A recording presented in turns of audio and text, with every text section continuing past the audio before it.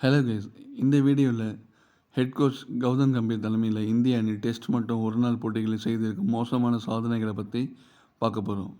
27 வருஷத்துக்கு பிறகு இலங்கை மண்ணில் ஒரு நாள் தொடரை இழந்தது இந்திய அணி. 36 வருஷத்துக்கு பிறகு நியூசிலாந்துக்கு எதிராக டெஸ்ட் தொடரை சொந்த மண்ணில் இழந்தது இந்திய அணி, அதுவும் ஒயிட் வாஷ் ஆனது.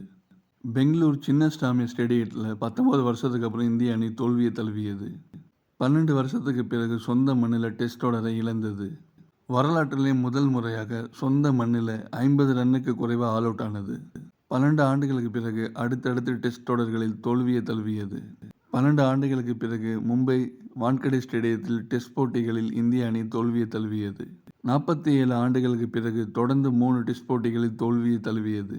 சொந்த மண்ணில் முதன் முறையாக 200க்கும் குறைவான ரன்களை எட்ட முடியாமல் தோல்வியை தழுவியது. 13 ஆண்டுகளுக்கு பிறகு ஆஸ்திரேலியா மண்ணில் மெல்பர்னில் தோல்வியை தழுவியது. 10 ஆண்டுகளுக்கு பிறகு பார்டர் கவாஸ்கர் கோப்பையை இழந்தது. முதல் முறையாக உலக டெஸ்ட் சாம்பியன்ஷிப் இறுதிப் போட்டிக்கு தகுதி பெறாமல் சென்றது. 11 ஆண்டுகளுக்கு பிறகு எதிரணியை 600+ ரன்களை அடிக்க விட்டது.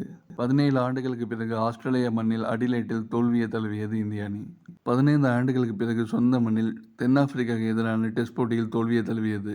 25 ஆண்டுகளுக்கு பிறகு தென்னாப்பிரிக்காவுக்கு எதிரான டெஸ்ட் தொடரை இழந்தது. தொடர்ந்து 9 வெற்றிகளை பெற்றிருந்த கொல்கத்தா ஈடன் கார்டன் மைதானத்தில் முதல் முறையாக தோல்வியை தழுவியது.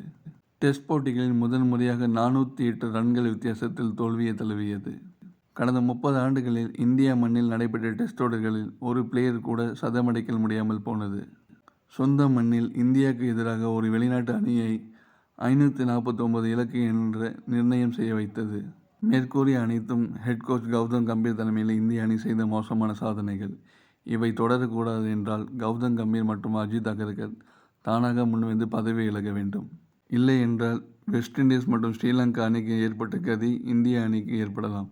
ஓகே கைஸ், கிரிக்கெட் அப்டேட்டுக்கு நம்ம சேனலை சப்ஸ்கிரைப் பண்ணிக்கோங்க. ஃபேஸ்புக்கில் பார்த்தா ஃபாலோ பண்ணிக்கோங்க. மீண்டும் ஒரு வீடியோவில் சந்திப்போம். until then bye guys.